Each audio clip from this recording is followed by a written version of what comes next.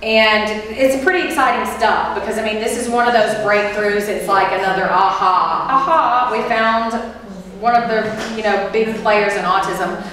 Children are really, really doing well on therapy. The supplements, you can do folinic, or what is called 5-methyltetrahydrofolate, I think it's called. I'm probably saying that totally wrong. I just call it 5-MTHF.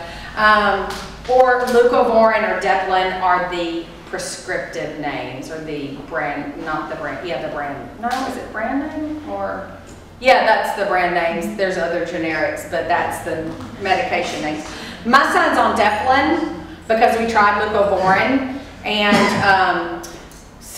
most children tolerate it well. There's about 10% of children that don't, of course. We're one of those. And it made him crazy, hyper, stimmy, more autistic than he already is. And so we switched over to Deplin. Either one is just as good as the other. It doesn't matter. It's whatever your child tolerates well. And I will tell you that this is important enough that Dr. Rosignol told me, and so much. He's a very soft-spoken, very mild-mannered man. In no uncertain terms, I really don't care what you have to do. You need to do this, because I was telling him how crazy Trey was on it. He was like, I don't care if you have to give him something else to calm him down. He's got to have this, because he did come back positive for the folate antibody. So he definitely has it.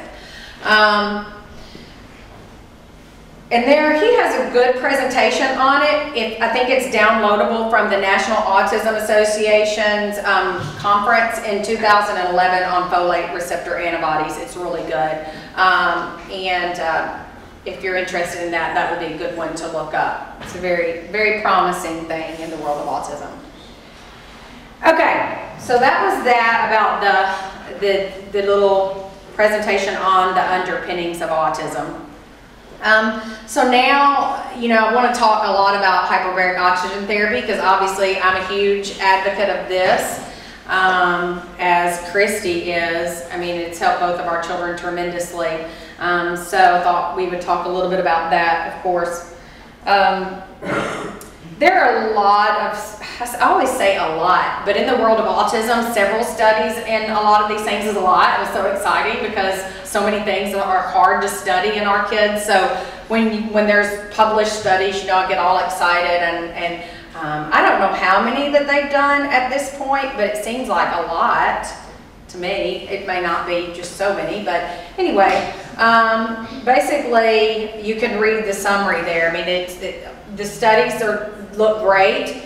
To me, I think parents are the better studies, and what we're seeing in our children far outweigh what the studies are showing. So basically, that describes hyperbarics.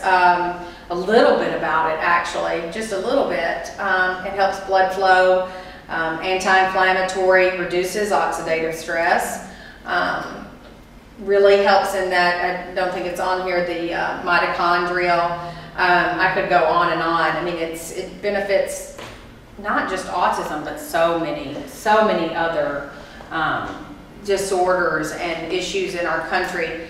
I have a friend that I work with that's from Germany, and she says that hyperbarics are on every corner, you know, in Europe, and they're accessible and so inexpensive because they're so available. But everybody knows in the medical community their benefits, and so it's just, I think we're catching on.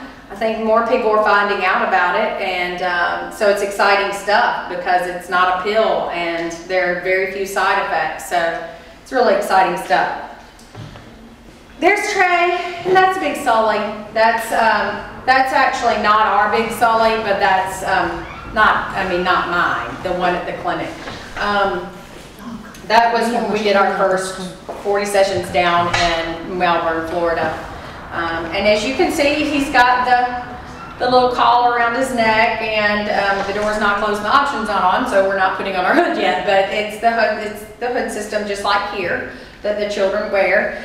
This chamber, again, as you can see, Dr. Schmidt's chamber is the big daddy, the daddy of this one. This one is the little guy who 2 adult people can fit really comfortably in it. I mean, I certainly am comfortable in there with Trey, and he's a big guy. So when David, my husband, gets in there with him, they steam it up, because I always tell the men that get in the chamber that it's proven fact that men are way fuller of hot air than we are. It gets hot in there when you get 2 big men in the chamber. Again, just more of the information coming off of a study on an HBOT study at 1.5 with 100% oxygen. And then my HBOT story is that Trey, and I like to tell this because to me it was just, I remember before we went to do our sessions in HBOT, it was kind of a land unknown to me. I was like, I don't really know what we're going to get out of it, but I prayed that if we got anything out of it, it would help him stop having seizures. And his last grand mal seizure was in the car on the way to do our first 40 sessions. And he had several that night. So, or that day, we were traveling during the day, and he was just having one seizure after the other. So that was it. Never seen one again. Thank goodness. We're very, very happy about that. So I call that a success, first of all. Oh, I'm sorry. I'm going, I need to go back. Go back. I don't know how to operate now. Okay. Well, I'll just talk about it, and then we'll get on to this one. So with Trey, it helped that constipation I talked about. We were able to get him off of all of his supplementation that we were using. We started out with Miralax, and then we did Oxy powder. We were having to use all that to keep him going frequently.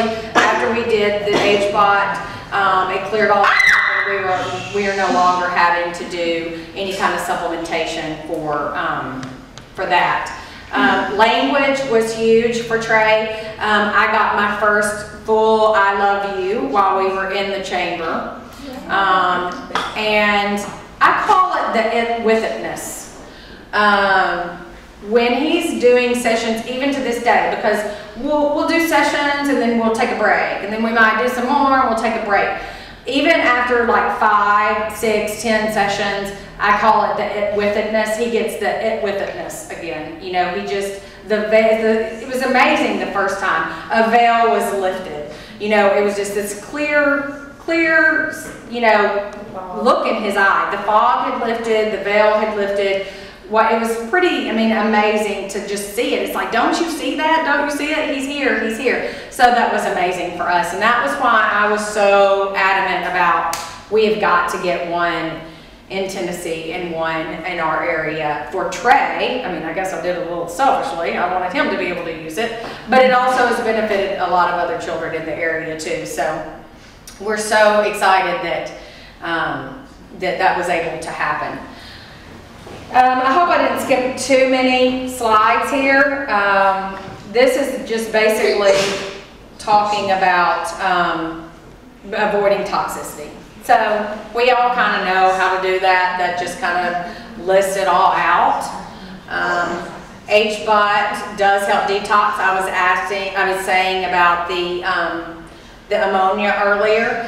That's a huge thing. In our clinic, we see a lot of patients that have Lyme disorder and thyroid conditions and autoimmunity. And we do a lot of hyperbarics for people who are not on the spectrum, because it does help with this detox system and detoxing things.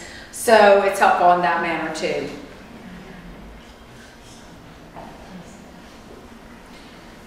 We're looking at about 5 minutes. Okay, gut issues. Basically, you want to have, in trying to fix the issues, our goal is regular bowel movements, obviously. Probiotics may help with detoxification. Yeast, Clostridia are ongoing. Digestive enzymes and gluten-free diet. Those are kind of suggestions for starting off treating your child. The bottom line is, with Biomed, a group of really good scientists, biochemists, and clinicians have demonstrated biomedical differences in immune system gut and brain of children with autism. They've also proven the burden of toxic environment effects of ASD kids much more so than neurotypical. Nobody knows their children better than parents, and nobody knows more about what's wrong with their kids than parents. So you know what works. You know what intervention works more so than any study, any more than any double-blind, controlled, randomized, whatever. You know it better. Let your physician know what you know. Dr. Kalb, you know, I like this statement of his. I put it up here. My theory of why we have not yet demonstrated with overwhelming evidence what parents already know is because researchers have not been able to properly describe biomedically the different subpopulations of ASD. Therefore, they treat all ASD kids the same, present a few with an intervention which does not work, and then conclude that there's no evidence to support that intervention. And I think that pretty much wraps it up in a nutshell, really, the studying. We have to do better. Helpful websites for parents, those are just a few of a multitude of websites that you can reference with a lot of information on it. So if you're interested in any of those, obviously you'll have that if you would like for me to email you the presentation. Basically, don't ignore, don't let anyone discount you or ignore you as a parent, and never, never give up. Turn over every stone.